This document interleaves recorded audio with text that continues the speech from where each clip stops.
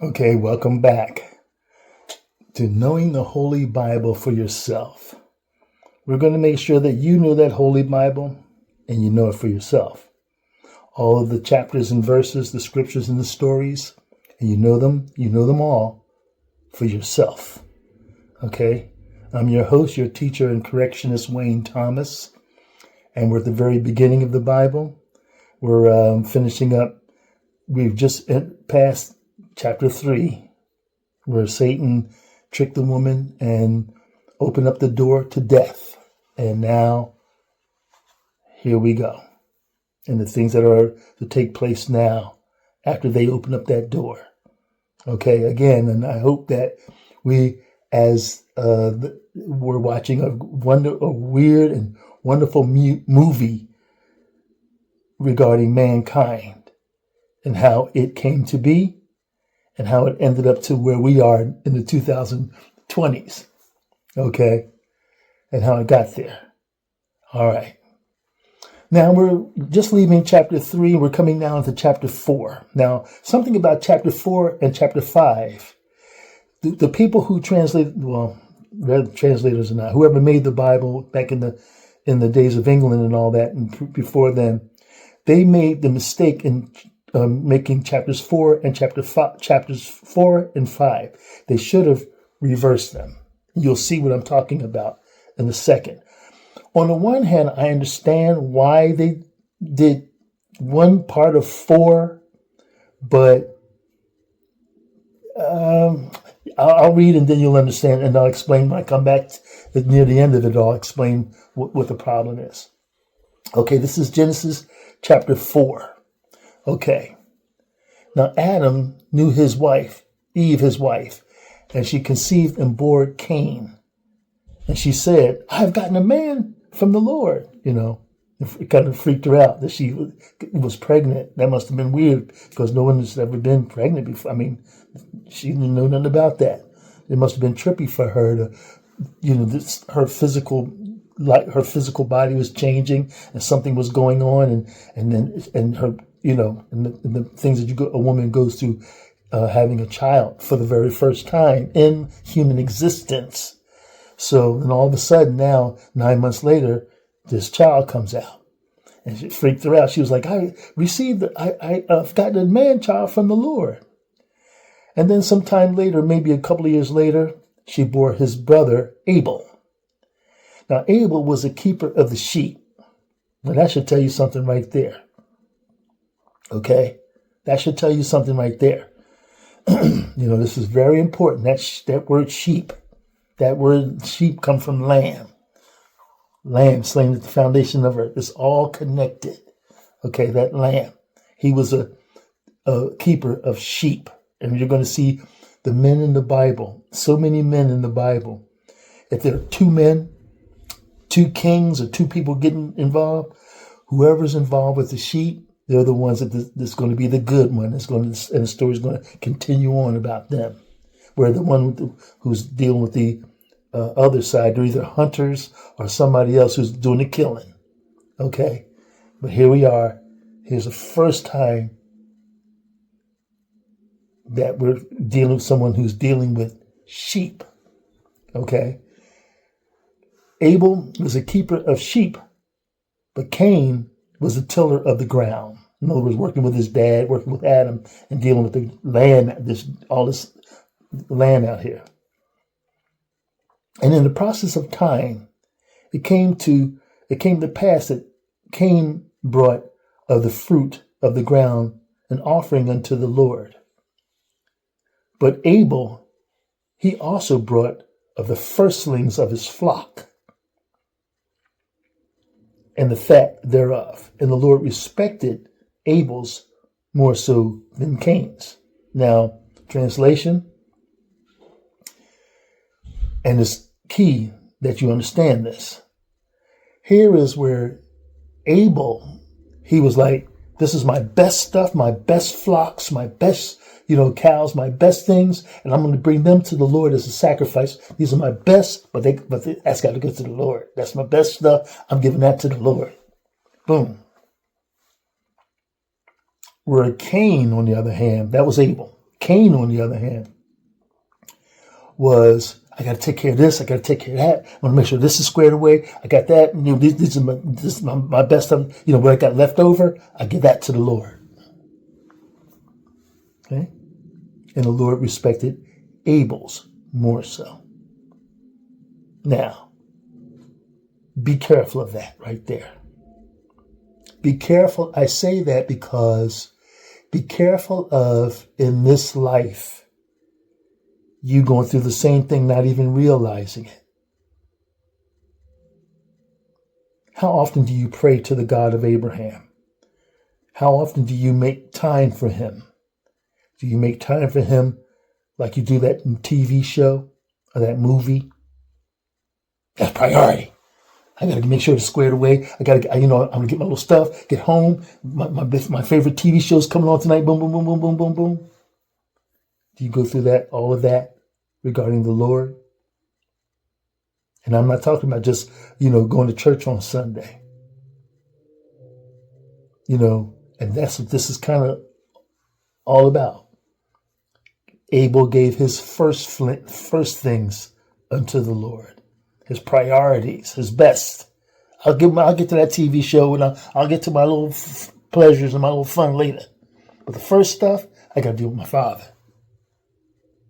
Where Cain, on the other hand, I mean, I got to take care of this. My show's coming on. My this, boom, boom, boom, boom, boom, boom, boom. My, you know, this and the other, whatever. I'll get to the Lord later. I'll do that on Sunday. Be careful of this. Here's the first sign of it right here. And we're going to see through this whole Bible, that's going to be a major problem all through the whole Bible. Okay? All right. All right. And the Lord said, said to Cain, because now Cain, because the Lord respected Abel's a little more, Cain was now tripping. In other words, now he's a little more angry. And he's a little more upset about life, about things. And the Lord said unto Cain, why are you so upset? And your countenance is fallen. In other words, he's got this little serious look on his face, like something's wrong, you know. If thou does well, shall thou not be accepted? In other words, if you continue doing what you're doing and doing what you're supposed to be doing in me and doing what's right, you'll get accepted, you know. But if thou does not do well, sin lies at the door, and unto thee shall be its desire.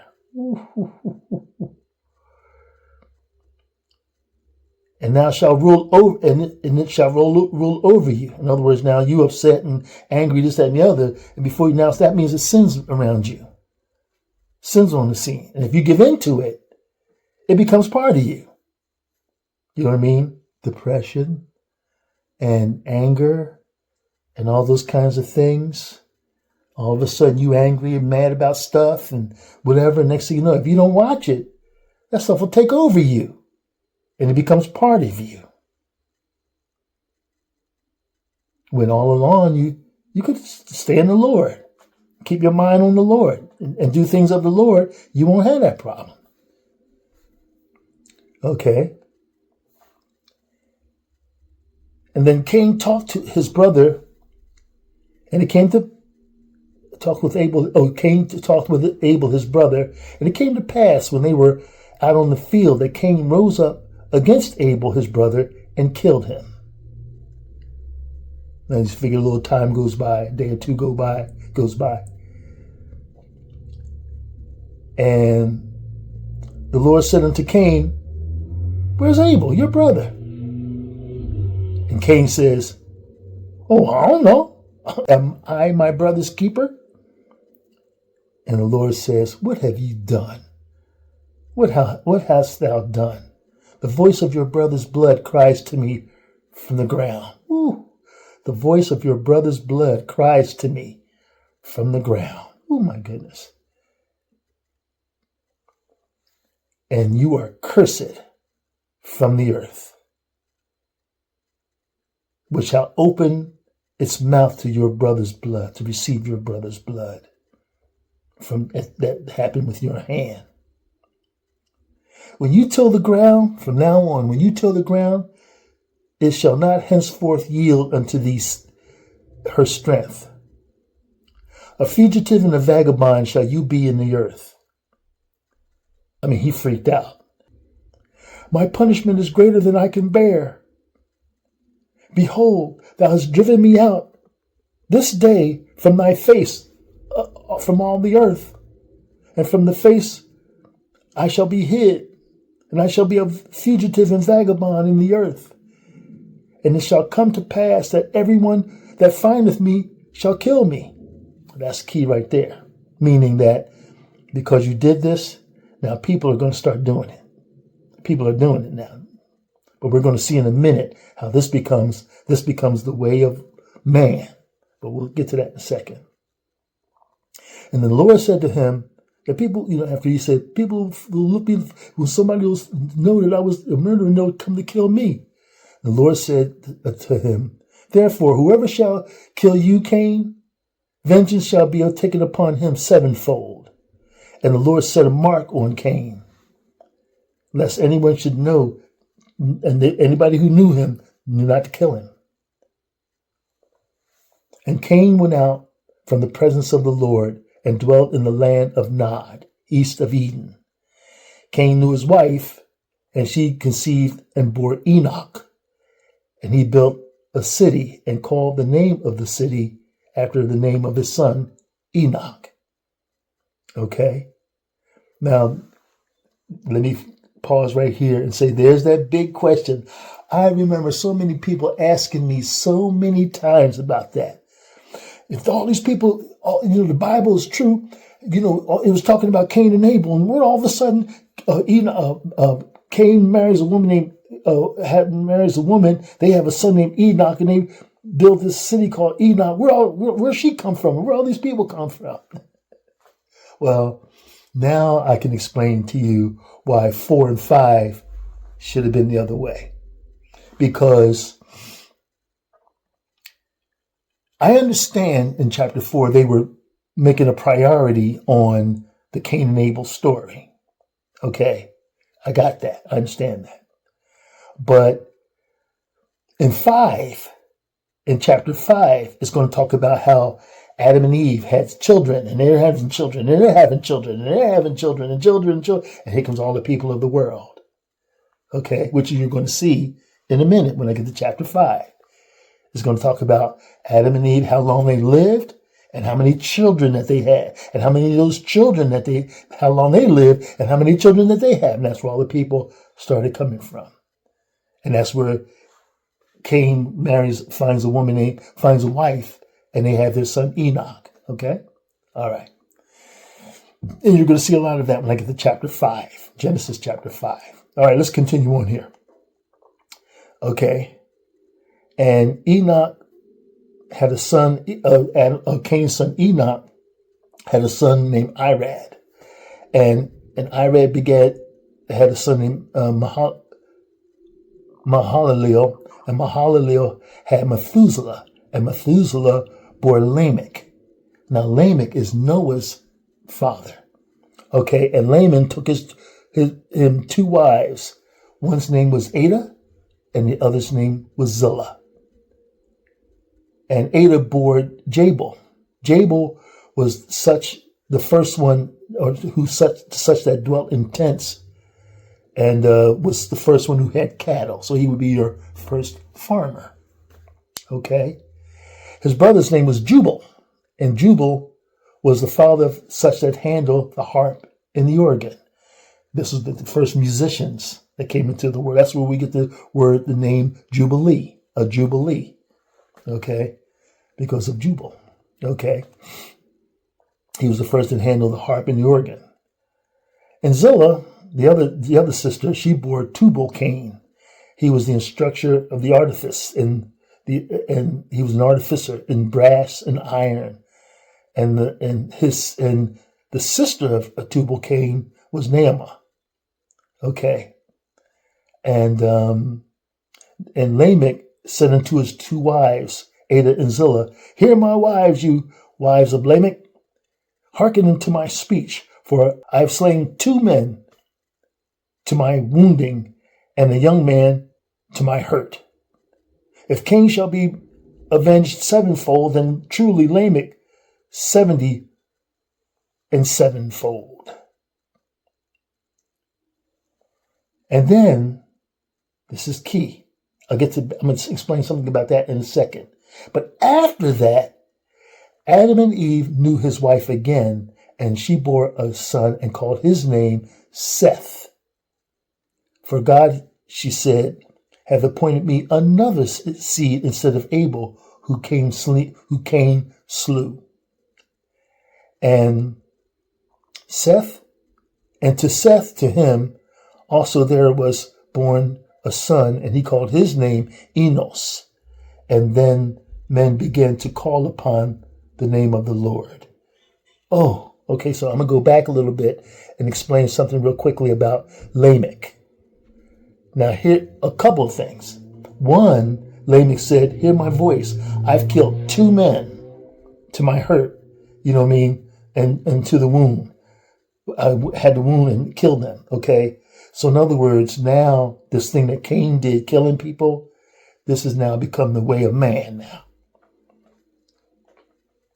To settle an argument, to settle a dispute, to settle something, some kind of situation, people are taking lives now. And remember, we're in the movie watching this thing. Here we are in 2020. Look at how many people we've known through all these years. We're seeing we're killing men and keep killing people first came from. He had to kill 2 people, 2 men for whatever reason. All because of Cain first killing his brother. Okay, that's the first thing. The second thing is,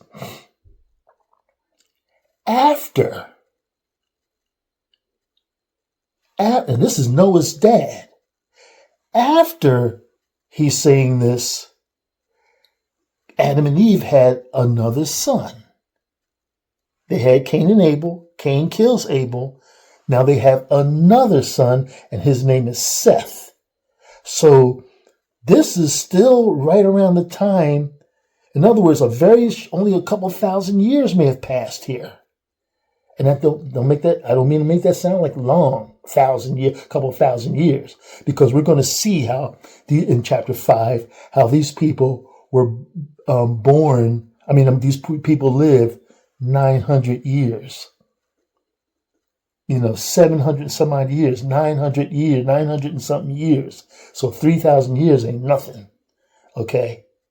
The beginning of the earth. But more importantly, here is where